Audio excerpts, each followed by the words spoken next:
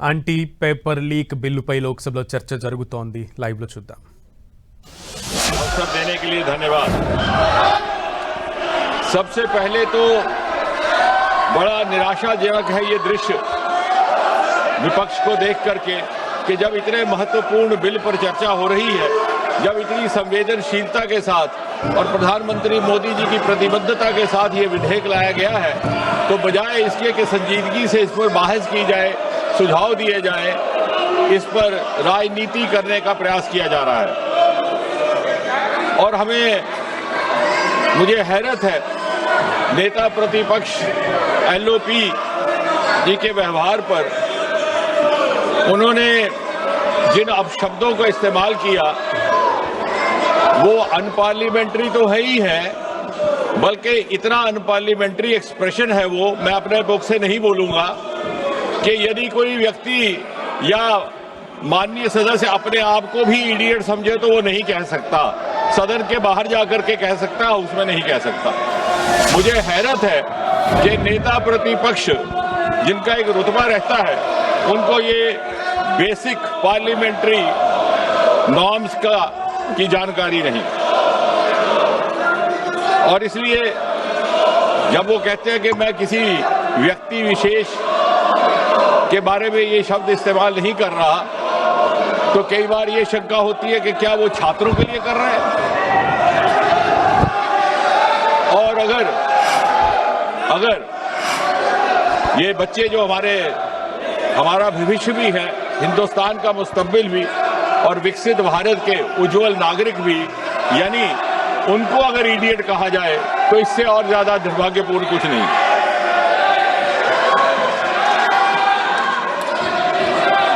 मुझे ये भी हैरानगी है कि नेता प्रतिपक्ष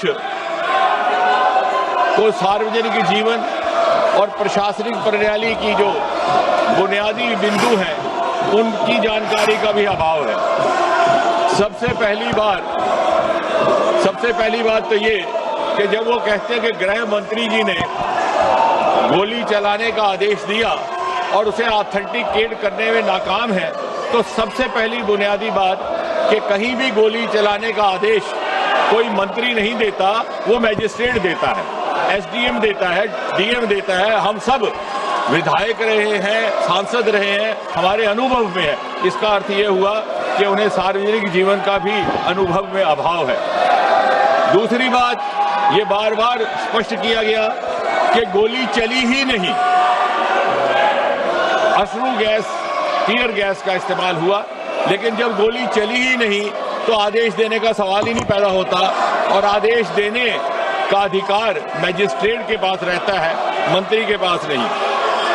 फिर इन्होंने ये कहा कि गृह मंत्री जी के साथ 30 गाड़ियों का 30 व्हीकल्स कैवलकेड, शायद इनको गिनती करने में भी दिक्कत है. इन्होंने शायद वो कैवलकेड देखा ही नहीं कि 30 गाड़ियां कभी भी गृह मंत्री जी के साथ नहीं चलती. फिर उन्होंने ये भी कहा कि गृह मंत्री जी विदेश गए हुए थे. हम में से किसी की जानकारी में ऐसा नहीं, कहीं कोई प्रमाण नहीं, क्योंकि विदेश जाने का सवाल ही नहीं. गृह मंत्री जी कभी भी विदेश नहीं गए. तो यानी तथ्यों के बिना, सत्य के बिना गैर जिम्मेवारी से इस सदन में बात कह देना और फिर कह करके निकल जाना, यह किसी जिम्मेवार नेता और विशेषकर नेता प्रतिपक्ष का व्यवहार हो ही नहीं सकता. अब ये भी कहा गया, अब इन्होंने एक कहानी सुनाई, तो मैं भी एक कहानी सुनाना चाहता हूं. और ये कहानी है 21 जुलाई की. 21 जुलाई को नेता प्रतिपक्ष नामालूम क्या सोच करके और किस उम्मीद से जाकर के बैठ गए 7 LKM प्रधानमंत्री आवास के फाटक के बाहर. नामालूम क्या था मन में. अब मेरा विभाग ऐसा है जो शोध के साथ ताल्लुक रखता है. जब इस पर थोड़ा सा मंथन किया तो ये संभावना लगी कि शायद बहुत जमाने से इनको ये हसरत सता रही थी कि देश इनको प्रधानमंत्री चुने और 7 LKM में बिठाए। अब इनकी जब वो हसरत पूरी ना हुई तो निराशा और फ्रस्ट्रेशन से हताश होकर के वो प्रधानमंत्री आवास 7 LKM के दरवाजे पर जा बैठे। और फिर जब इनको बड़ी विनम्रता से समझाने का प्रयास किया गया कि ये आपको शोभा नहीं देता, तो इन्होंने कहा कि मुझे उठा लिया जाए। ना चाहते हुए भी जब पुलिस को इनसे ये निवेदन करना पड़ा कि आप हट जाइए, तो बड़े बेगैरत होकर के वहां से निकले। और जैसा कल हमारे एक माननीय सदस्य कह रहे थे, शुरू में तो ये उस आंदोलन के साथ जुड़ने में गुरेज कर रहे थे। इन्हें लगा कि आम आदमी पार्टी का आंदोलन है, लेकिन जब आंदोलन इन्हें लगा कि उठने लगा, तो इन्हें जो माननीय सदस्य कल कह रहे थे, जेन ज़ी की जबान में MIA हो गया। MIA मतलब मिसिंग इन एक्शन, जो हमारे जेन ज़ी की भाषा है। और दूसरा, जैसा कल बताया गया कि FOMO, fear of missing from action, और इसलिए ये जाकर के वहां बैठे। और फिर जब इन्हें उठाया गया, तो जो इन्होंने दृश्य वहां पे दर्शाया अपने उठाए जाने का, तो क्या वो गालिब का शेर है कि बड़े बेगैरत होकर तेरे कूचे से हम निकले, बड़े बेआबरू होकर तेरे कूचे से हम निकले, बहुत निकले मेरे अरमान, लेकिन फिर भी कम निकले। यानी वो जो दबे हुए अरमान हैं 7 LKM में जाकर के बसने के और नेता बनने के, वो ना मालूम किस किस प्रकार पिछले एक सप्ताह में जाहिर हुए। मैंने 40 से 45 हमारे वक्ता रहे, सबके सुझाव भी नोट किए, बड़े ध्यान से भी सुना। उसमें कुछ एक बातें ऐसी भी आई जो मुझे लगता है कि स्पष्ट करने लायक है। यहां पे ये बताया गया, हमारे कांग्रेस के नेता गगन गोगोई जी ने कहा कि मासूम बच्चों पर जुल्म सितम ढाया गया। शायद उन्हें ये मालूम नहीं कि utmost restraint was exercised and it was made sure that casualties don't happen.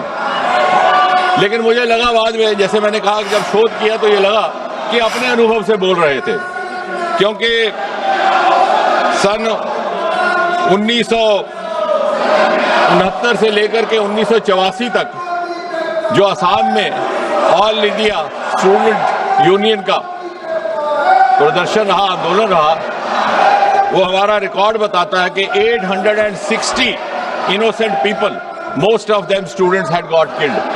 उस समय सरकार कांग्रेस की थी। तो इन्हें लगा कि जिस तरह से हम अपने जमाने में आंदोलन कर रहे विद्यार्थियों को कुचलने के लिए उन्हें मौत के घाट उतारते थे, शायद इन्होंने भी ऐसा किया हो। माननीय प्रियंका गांधी जी ने एक बड़ी रोचक बात की और ये सुनने लायक है। उनका कहना है कि 152 बार पेपर लीक हुआ। ये आंकड़ा कहां से मिला कोई प्रमाणित नहीं, कोई ऑथेंटिकेशन नहीं, लेकिन उससे भी अधिक दिलचस्प बात ये है, वो कहती हैं कि 150 papers leak, 150 times the paper leak happened which affected 750 crore children. I have verified this from the written script which was there in the parliament last night, where I wanted to actually check on myself. 150 paper leaks affecting 750 crore children, which means 7.5 billion. The entire population of the world is just about 8 billion. And you have 7 billion, 7.5 billion children in India. ना मालूम ये आंकड़ा कहां से आया। या तो ये मन गढ़ंत है, या तो ये इसमें शरारत है, और या फिर इसमें इग्नोरेंस है। उन्होंने कहा कि सन 2024 के बाद जब ये एक्ट लगा था कोई कार्रवाई नहीं हुई, शायद उन्होंने ये अध्ययन नहीं किया कि 52 FIR लग चुके हैं पिछले 2 वर्ष में जब से ये एक्ट बना, जिसमें से 29 है प्रिवेंशन ऑफ अनफेयर मीन्स और 23 है भारत संहिता के लिए। इसी तरह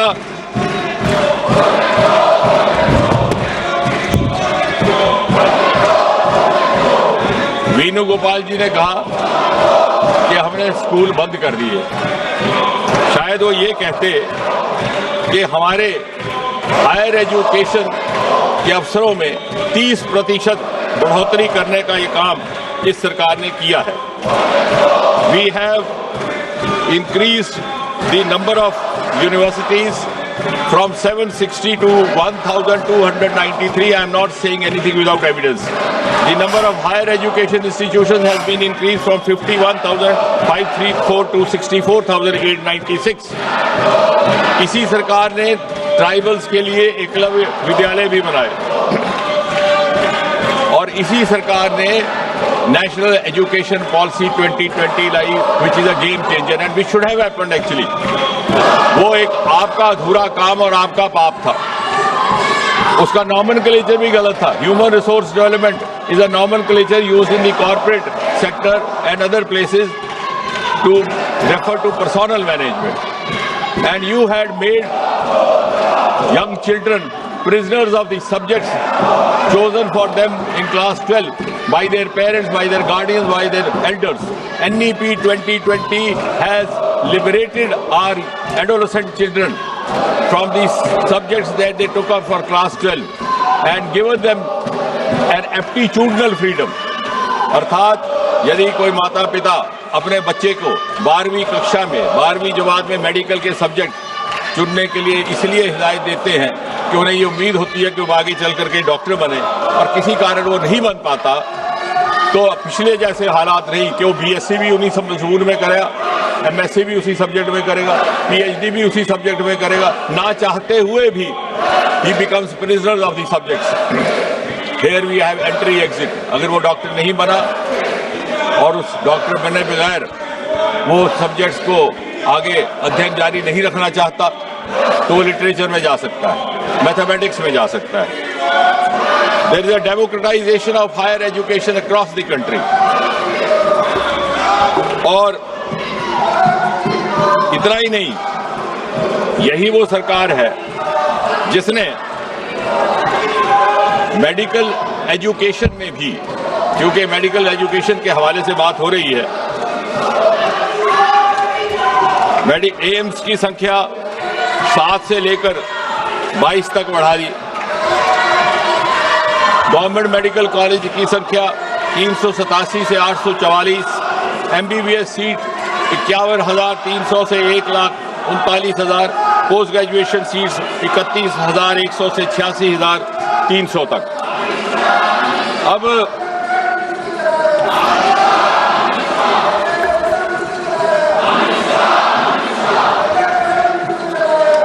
मुझे तो चाहते तो हम ये थे कि इस बिल पर गंभीर चर्चा होती, क्योंकि जिस तरह से प्रधानमंत्री जी ने बड़ी संवेदनशीलता के साथ कार्रवाई की है, अभी हाल ही में जो पेपर लीकेज हुआ उसकी जानकारी 7 और 8 जुलाई की रात को आई, 12 तारीख को CBI को सौंप दिया गया, तुरंत 13 व्यक्ति हिरासत में ले लिए गए, साथ ही साथ लगभग 92 लोकेशंस पर रेड किया गया और 12 तारीख को ही CBI दिया।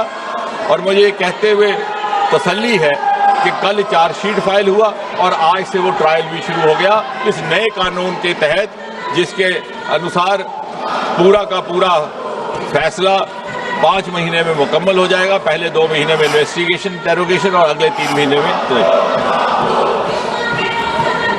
एंड इसलिए जब आप इसके अतिरिक्त अगर आप युवाओं की बात करते हैं तो इसके अतिरिक्त सरकारी नौकरी की मानसिकता से बाहर निकालने का काम और अन्य विकल्प भी इसी सरकार ने पैदा किए। जब आपने सरकार छोड़ी तो इस देश में स्टार्टअप की संख्या केवल 350 थी, आज बढ़कर के 2,30,000 से ऊपर हो गई। हम तीसरे दर्जे पर आज खड़े हो गए। और इसलिए बहुत समय ना लेता हुआ मैं सीधा इस बजट के विषय में थोड़ी एक बात करके अपनी बात को समाप्त करूंगा, क्योंकि आप इस समय आपका भी इस तरह का नहीं है।